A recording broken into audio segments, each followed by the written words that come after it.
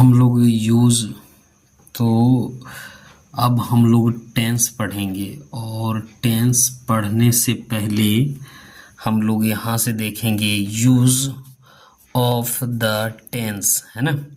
Use of tense, तो tense की पहले परिभाषा देखेंगे। परिभाषा तो टेंस का हिंदी जो होता है काल होता है। टेंस का हिंदी क्या होता है? काल। तो सर तो इसका परिभाषा क्या देखेंगे? समय के अनुसार, है ना, समय के अनुसार क्रिया। क्रिया क्या है? जो हम काम करते हैं, यानी जो हम काम करते हैं उसे क्या कहते हैं? क्रिया कहते हैं। तो समय के अनुसार यानी क्रिया, समय के अनुसार जो हम काम करते हैं यानी खाना पीना रोना, ये सब क्या है? ये है क्रिया। जो हम काम करते हैं उसे क्रिया, खाना पीना रोना। तो कह रहा है समय के अनुसार जो हम काम करते हैं, खाना पीना रोना इत्यादि में जो परिवर्तन होता है, यानी खाना पीना रोना इत्यादि में जो परिवर्तन होता है उसे टेंस कहते हैं। समझ में आ रहा है ना। तो समय के अनुसार क्रिया में जो परिवर्तन होता है उसे ही क्या कहते हैं? टेंस कहते हैं। ठीक है, तो समय के अनुसार जो क्रिया में परिवर्तन होता है उसे ही हम लोग टेंस कहते हैं। ठीक है, तो यहाँ देखेंगे, यहाँ से यहाँ हम टेंस 3 प्रकार के होते हैं। टेंस कितने प्रकार के होते हैं? तो टेंस 3 प्रकार के होता है। पहला कौन है? पहला है प्रेजेंट टेंस, यानी इसका हिंदी होता है वर्तमान काल, वर्तमान काल। दूसरा होता है पास्ट टेंस यानी भूतकाल, इसका हिंदी होता है भूतकाल। फ्यूचर टेंस यानी भविष्यत काल। तो ये टेंस 3 प्रकार के होते हैं। तो पहला होता है प्रेजेंट टेंस यानी वर्तमान काल, दूसरा पास्ट टेंस यानी भूतकाल, तीसरा फ्यूचर टेंस यानी भविष्यत काल। तो ये टेंस 3 प्रकार के होते हैं या 3 भेद होते हैं, ऐसे भी कह सकते हैं। ठीक है, तो यहाँ तक हम लोग अब समझ में आ गया होगा। अब हम लोग प्रेजेंट टेंस, है ना, तो यहाँ क्या करेंगे? यहाँ से प्रेजेंट टेंस, जो समय अभी बीत रहा है उसे प्रेजेंट टेंस कहते हैं। मतलब अभी हम पढ़ा रहे हैं तो कौन अभी समय बीत रहा है, तो कहने का मतलब जो समय अभी बीत रहा है उसे क्या कहेंगे? प्रेजेंट टेंस कहेंगे। तो जो समय अभी बीत रहा है उसे प्रेजेंट टेंस कहते हैं। तो ये प्रेजेंट टेंस की परिभाषा देंगे तो क्या करेंगे? जो समय अभी बीत रहा है उसे प्रेजेंट टेंस कहते हैं। जैसे मैं पढ़ता हूँ, यानी मैं पढ़ता हूँ, तो ये क्या कह रहा है? अभी समय बीत रहा है, मैं पढ़ता हूँ, तो अभी समय बीत रहा है, तो ये कौन सा टेंस हो गया? Present tense. या मैं पढ़ रहा हूँ, किस टेंस में आ गया? प्रेजेंट टेंस में। वह खा चुका है, एकदम प्रेजेंट टेंस में, वह खाता रहा, तो ये प्रेजेंट टेंस में। प्रेजेंट टेंस का पहचान क्या है? जो समय अभी बीत रहा है, यानी अभी बीत रहा है, उसे प्रेजेंट टेंस कहते हैं। तो प्रेजेंट टेंस किसे कहते हैं? तो जो समय अभी बीत रहा है उसे प्रेजेंट टेंस कहते हैं। ठीक है, तो उम्मीद करते हैं प्रेजेंट टेंस समझ में आ गया होगा। दूसरा नंबर क्या है? पास्ट टेंस, यानी पास्ट टेंस जो समय बीत चुका है, यानी जो समय बीत चुका है, जो हमारे जीवन में समय बीत चुका है उसे क्या कहेंगे? Past tense. आपके जीवन में जो भी समय बीत चुका है उसे क्या कहिएगा? पास्ट टेंस कहते हैं ना। तो पास्ट टेंस, जो समय बीत चुका है उसे पास्ट टेंस कहते हैं। जैसे मैं गया, तो मैं गया तो ये बात बीता हुआ बात है। जैसे वह खा रहा था, तो वह खा रहा था, तो मैंने उसे देखा खा रहा था, तो ये कौन सा टेंस में आ गया? पास्ट टेंस में। वह सो चुका था, तो पास्ट टेंस में। जैसे मैं 2005 से काम कर रहा था, तो ये जितने भी बीते हुए बात को फिर से मतलब फिर से दोहराना, वो कौन सा टेंस में चल जाएगा? पास्ट टेंस में। यानी जो हमारे लाइफ में बीत चुका है, यानी बीत चुका है, वो समय अब लौट के नहीं आता है, उसे क्या कहिएगा? Past tense. यानी जो समय बीत चुका है उसे पास्ट टेंस कहते हैं ना। तो ये सब पास्ट टेंस का उदाहरण है हिंदी में। ठीक है, जो समय बीत चुका है उसे पास्ट टेंस कहते हैं। यहाँ तक समझ में आ गया होगा। आगे बढ़ते हैं। तीसरा नंबर में है फ्यूचर टेंस, जो समय आने वाला है उसे फ्यूचर टेंस कहते हैं। तो जो समय आने वाला है, ऐसे समय को तो हम बांट नहीं सकते हैं, लेकिन जो समय आने वाला है उसे क्या कहिएगा? फ्यूचर टेंस कहते हैं। तो जो समय हमें जीवन में आने वाला, जैसे मैं जाऊंगा, तो ये क्या कह रहा है? अभी नहीं जा रहा है, मतलब ये जाएगा भविष्य में, तो ये क्या कह रहा है? ये फ्यूचर टेंस हो गया। यानी जो समय आने वाला उसे, मैं एक डॉक्टर बनूंगा, तो अभी तो डॉक्टर नहीं है लेकिन भविष्य में बनेगा, तो ये क्या कह रहा है? भविष्य की बात कर रहा है। जो समय आने वाला वाला, मैं पढ़ता रहूँगा, यानी भविष्य में कह रहा मैं पढ़ता ही रहूँगा। तो ये समय बीता हुआ बात जो आने वाला समय को बोध करा रहा है उसे क्या कहिए फ्यूचर। मैं सो चुकूँगा, तो ये क्या कह रहा, ये कह रहा है आने वाला समय में वह सुबह से खेलता रहेगा। तो ये क्या है, भविष्य की बात कर रहा है, यानी भविष्य की जो बात कर रहा है उसे फ्यूचर टेंस कहते हैं। तो डिफिनेशन परिभाषा आपको समझ में आ गया। तो फ्यूचर टेंस कहेंगे किसे कहेंगे, तो जो समय बीत चुका है उसे फ्यूचर टेंस कहते हैं। यानी जो समय हमारे जीवन में बीत चुका है, यानी नहीं, जो हमारे जीवन में आने वाला है उस समय को क्या कहेंगे, उसे कहेंगे फ्यूचर टेंस, है ना। तो अब हम लोग यहाँ से देखते हैं प्रेजेंट टेंस के 4 भेद या प्रकार होते हैं। तो प्रेजेंट टेंस के कितने भेद होते हैं या प्रकार होते हैं, तो प्रेजेंट टेंस के यहाँ कहिएगा प्रेजेंट टेंस के 4 भेद या प्रकार होते हैं। तो हम लोग क्या करेंगे, एक एक करके देखेंगे। पहला है 4 भेद या प्रकार होते हैं, तो पहला है प्रेजेंट इंडेफिनिट टेंस। जो पहला जो है क्या है, वो प्रेजेंट इंडेफिनिट टेंस। इसी का दूसरा नाम है सिंपल प्रेजेंट टेंस कह सकते हैं। आप ये नाम लीजिएगा, प्रेजेंट इंडेफिनिट लीजिएगा या सिंपल प्रेजेंट, जैसे दोनों एक ही चीज़ हुआ। आप इसको वो इंडिकेट कीजिए चाहे इसको कीजिए, दोनों एक ही चीज़ हुआ तो दोनों का नाम ही एक ही है, तो आपको सिंपल प्रेजेंट टेंस बोले या प्रेजेंट इंडेफिनिट बोले, दोनों एक ही चीज़ हुआ। ठीक है, तो यहाँ दोनों नाम हम लिख दिए। आप इसको बोधित कर सकते हैं चाहे इसको कर सकते हैं। ठीक है, उसके बाद दूसरा नंबर में है, दूसरा का 3 नाम है। 3 नाम क्या है, प्रेजेंट इम्परफेक्ट टेंस इसको आप कह सकते हैं, या तो प्रेजेंट कंटिन्यूअस टेंस भी इसको कह सकते हैं, या प्रेजेंट प्रोग्रेसिव टेंस। ये तीनों नाम से आप, जैसे एक व्यक्ति 3 नाम से जाना जाता है, उसी तरीके से ये टेंस को आप तीनों नाम से किसी नाम से भी बुला सकते हैं। पहला नंबर प्रेजेंट इम्परफेक्ट या प्रेजेंट कंटिन्यूअस, आप एक एक करके इसको ज़्यादा सबसे प्रचलित कौन सा है, ऊपर वाला। ठीक है, आप ये तीनों में से कोई भी ले सकते हैं, इसका नाम ये प्रचलित है। ठीक है, तो ये 2 टेंस हमने पढ़े हैं। तीसरा टेंस जानते हैं, तीसरा में हम लोग देख लें। तीसरा में है प्रेजेंट परफेक्ट टेंस।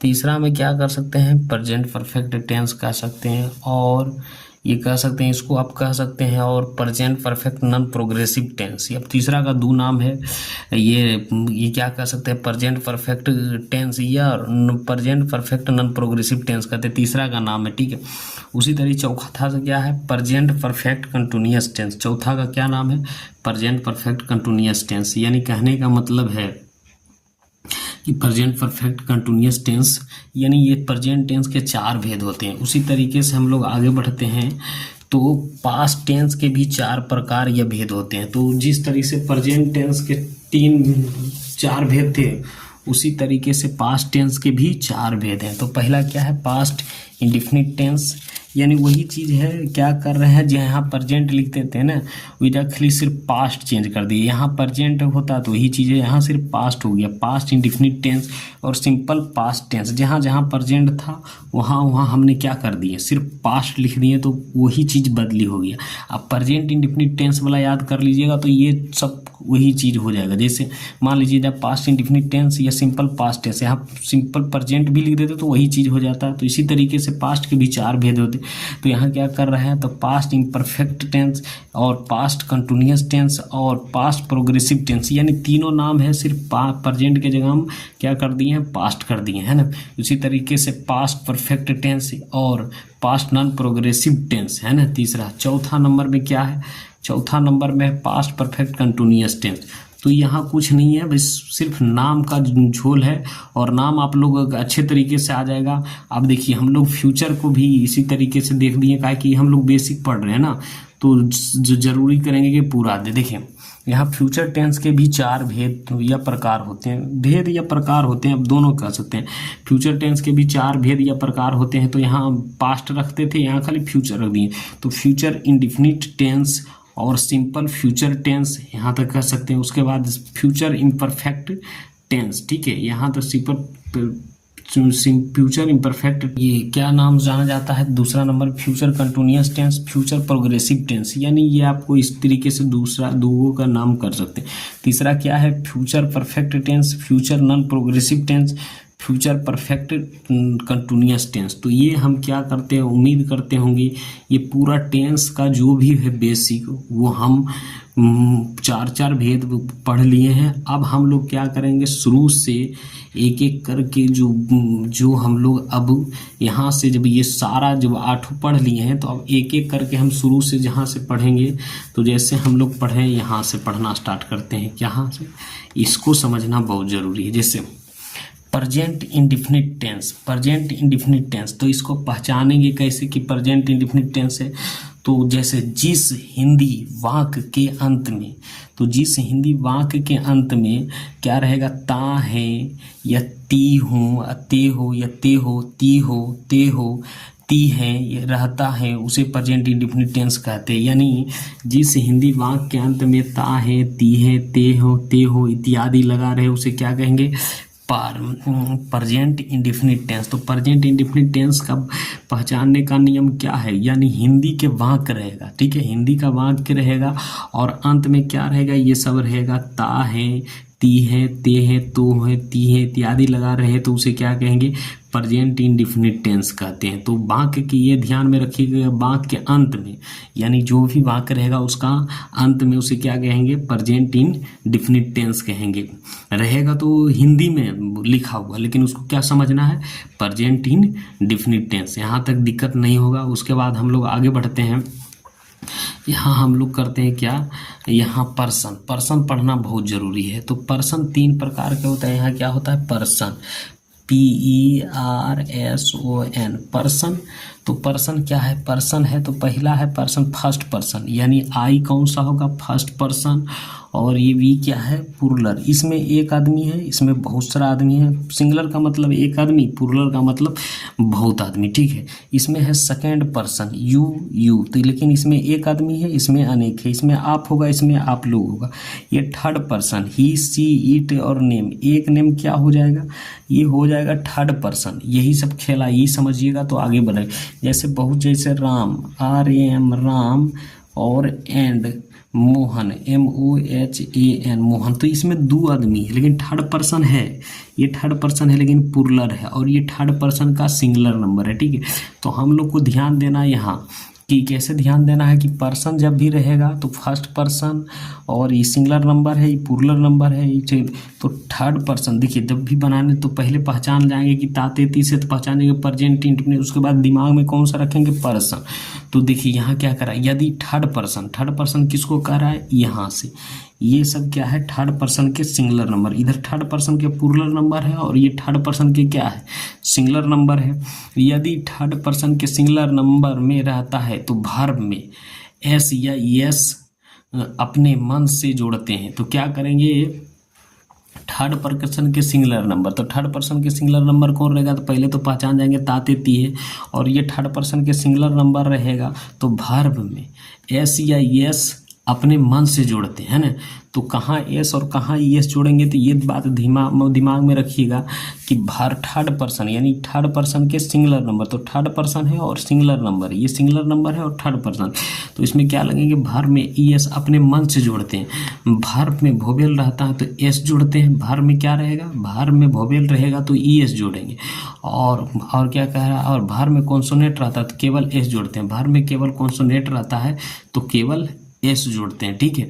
तो ये आपको बात में ध्यान में रखना है कि थर्ड पर्सन के सिंगुलर नंबर यानी थर्ड पर्सन के, पहले हम लोग अब ट्रांसलेशन बनाएंगे और देखेंगे।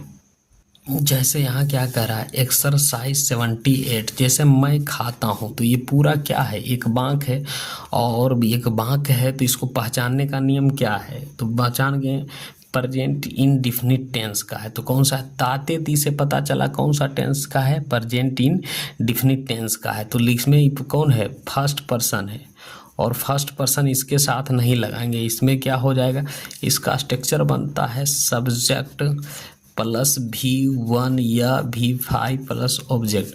तो ये अफर्मेटिव में होता है, ठीक है, ये स्ट्रक्चर होता है। तो ये स्ट्रक्चर होता है, तो इसको बनाएंगे तो, लेकिन ये थर्ड पर्सन रहेगा तो V5 रहेगा, लेकिन यहाँ नहीं है। तो सबसे पहले क्या करेंगे, आई, और किसमें क्या लगाएंगे, तातीत रहेगा तो सब्जेक्ट प्लस वर्ब। तो वर्ब क्या है, ईट, EAT, इसमें एस नहीं लगाएंगे, चाहे ES, यही ना वर्ब है। तो कह रहा है थर्ड पर्सन के सिंगुलर नंबर, तो यहाँ नहीं लगेगा। तो IET इस तरीके से बन जाएगा जैसे हम लोग पढ़ते हैं। तो सबसे पहले क्या लेंगे, सब्जेक्ट लेंगे, उसके बाद इसमें ऑब्जेक्ट नहीं, उसके बाद V1, इसके साथ क्या लेंगे, V1। तो रीड, READ, रीड। जैसे यहाँ तुम, यहाँ देखना है तुम या तुम लोग खेलते हो, तो यहाँ क्या हो जाएगा, यू प्ले, PLAY। एक राम कुछ नहीं लगाएंगे, इसमें भर में थर्ड पर्सन के सिंगुलर नंबर रहेगा। जैसे आप गाते हैं तो क्या हो जाएगा, यू, और SING, सिंग, यू सिंग। वह पढ़ता है, यहाँ देखिए थर्ड पर्सन के सिंगुलर नंबर, वह पढ़ता है, तो क्या हो जाएगा, वह पढ़ता है, तो यहाँ हो जाएगा ही, और READ। और यहाँ क्या करना है, अपने मन से हमको S जोड़ना है। क्या जोड़ना है, अपने मन से। काहे कि यहाँ कॉन्सोनेंट है वर्ब के पहले में, इसलिए S जोड़ा। आदि जो यहाँ कुछ रहता, वोवेल AEIOU रहता, तो हम ES जोड़ते थे। हाँ, मन से, अपने मन से क्या जोड़ें। और थर्ड पर्सन की क्या है, सिंगुलर नंबर, हमने पहले बताएं।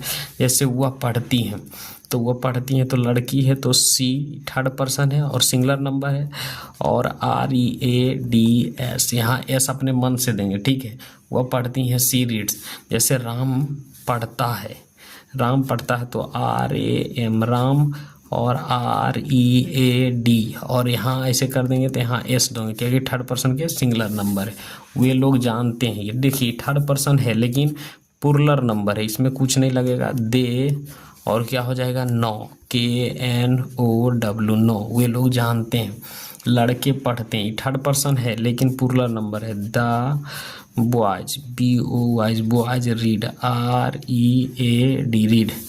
राम और श्याम पढ़ता है, तो यहाँ क्या करें, दो के प्लूरल नंबर, तो RAM, Ram, AND, and Shyam, SHYAM, Shyam. और क्या करता है, रीड, READ। यहाँ S नहीं देंगे, कहा कि प्लूरल नंबर है, दो व्यक्ति, राम और श्याम। मेरा दोस्त खेलता है, तो यहाँ क्या है, सिंगुलर हो जाएगा। My friend, FRIE, and my friend play, PLAY। और ये थर्ड पर्सन के सिंगुलर नंबर, इसलिए यहाँ S लगेगा। माई फ्रेंड प्ले, मेरे दोस्त लोग खेलते हैं, तो माई यहाँ बहुत सारा प्लूरल होगा, FRIENDS, फ्रेंड्स प्ले, PLAY। यहाँ नहीं देंगे क्योंकि थर्ड पर्सन है लेकिन प्लूरल नंबर है, ठीक है। मैं खाता हूँ, तो IEATET, इस तरीके से बनेगा। मैं पढ़ता हूँ, तो IREAD, रीड। मैं जानता हूँ, तो I know, KNOW, नो। हम लोग पढ़ते हैं, तो क्या हो जाएगा, B रीड, READ, रीड। हम लोग खेलते हैं, तो V, और प्ले, PLY, प्ले, इस तरीके से बनेगा। तुम पढ़ते हो, तो U, और READ, रीड। तुम गाते हो, तो क्या हो जाएगा, U, और SING, सिंग। वह गाता है, तो यहाँ क्या हो जाएगा, ही, और SING, कॉन्सोनेंट है, तो यहाँ क्या लगेगा, भर में S। तो इस तरीके से बनेगा। अब हम लोग आगे बनाते हैं। यहाँ क्या करेंगे, राम जानता है, तो RAM, राम, KNOW। और यहाँ अपने मन से क्या देना है, थर्ड पर्सन की, ये सिंगुलर नंबर, S देना। सीता खाती है, तो SIT, सीता, और EAT, और क्या देना है, S अपने मन से, क्योंकि कॉन्सोनेंट है। वे लोग जानते हैं, they know, KNOW, they know. लड़के दौड़ते हैं, the boys, boys run, RUN, run. गाय चरती हैं, the COW, cow. Graze, GRAZE, graze, है ना। वो गायें चरती हैं, तो क्या हो जाएगा यहाँ, तो गाय चरती है, द काव ग्रेज हो जाएगा, गायें हो गया यहाँ। तो the COW, cows, GRAZE, graze, है ना। राम खेलता है तो RAM राम, PLAYS एस लगेगा क्योंकि कॉन्सोनेंट है।